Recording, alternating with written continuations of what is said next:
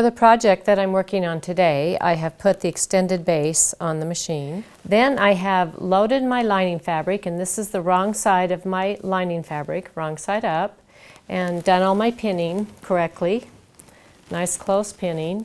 And then I'll bring my batting up like this. I'm just using a piece of batting that I had left over because I'm doing a small wall hanging today.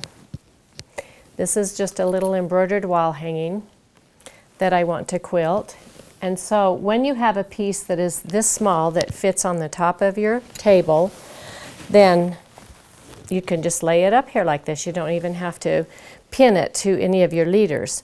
I am going to put a few pins in to hold it because I'm going to stitch all the way around it. I don't want it to move.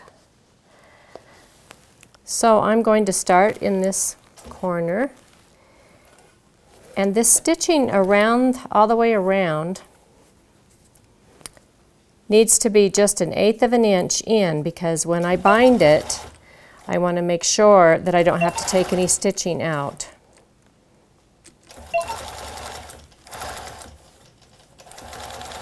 So I'm staying right on the very edge.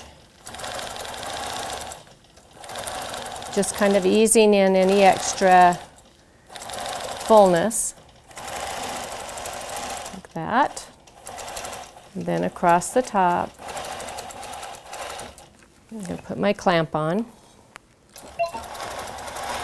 That clamp will really help hold the project in place so I can stitch nicely across the top. Take my pins out when I get to them. I don't want to sew over the top of pins.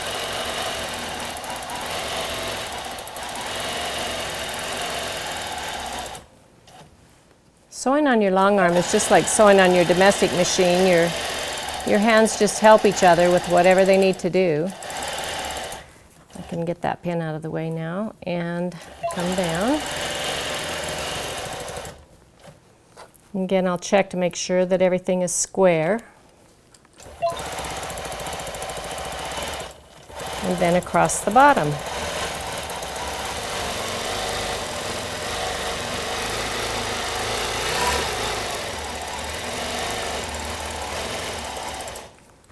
Okay, bring my thread up and cut it so my bobbin is cut there.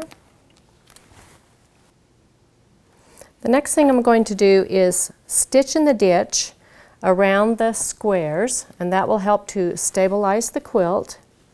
So I will start not in a corner, but on a side. Just take a couple of stitches there and use my tool, and I'm using 12 stitches to the inch, and I just let my left hand do the guiding. I'll come across this way. I can put that right in front like that. Stay right in the ditch. The thread I'm using is a bright pastel. It's a YLI thread.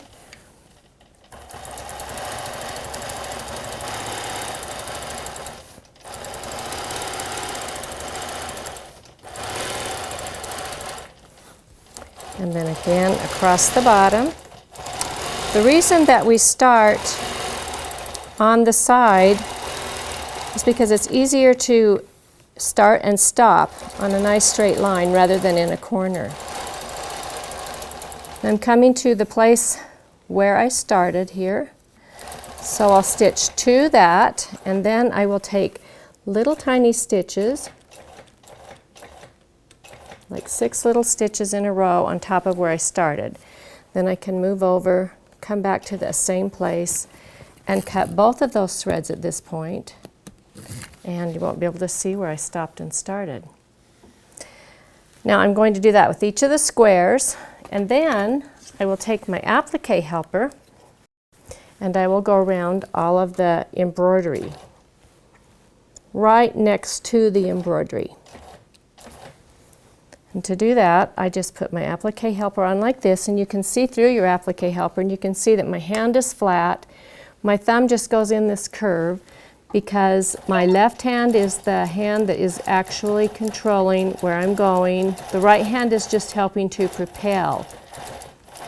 And I'll stay right next to the applique. You never get really fast at this because you have to be really accurate. There we go. There's lots of curves. Going around Cinderella's dress.